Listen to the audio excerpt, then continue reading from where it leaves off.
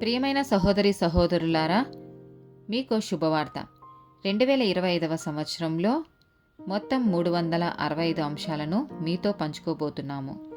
జనవరి 1వ తేదీ నుండి ప్రతిరోజు ఒక అంశము మరియు దానికి సంబంధించిన వాక్యమును పంచుకుంటాము. దయచేసి ఆ వాక్యములను వినండి, ధ్యానించండి మరియు ఆశీర్వదించబడండి. దయచేసి సబ్స్క్రైబ్ చేయండి మరియు మీ స్నేహితులతో పంచుకోండి. ధన్యవాదాలు.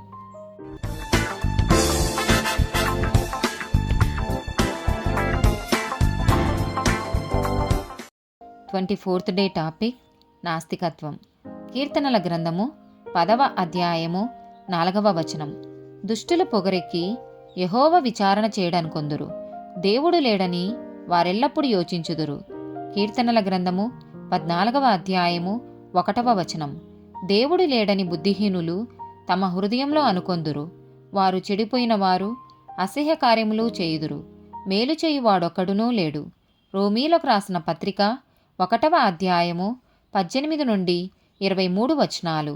దుర్నీతి చేత సత్యమును అడ్డంగించు మనుషుల యొక్క సమస్త భక్తిహీనత మీదను దుర్నీతి మీదను దేవుని కోపము పరలోకము నుండి బయలుపరచబడుచున్నది.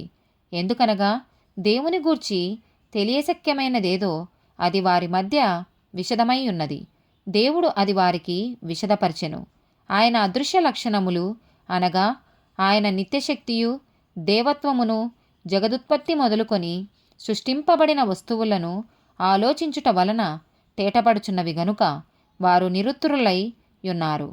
మరియు వారు దేవుని నెరిగియు ఆయనను దేవునిగా మహిమపరచలేదు, కృతజ్ఞతాస్థుతులు చెల్లింపనూ లేదు, గాని తమ వాదముల యందు వ్యర్థులైరి.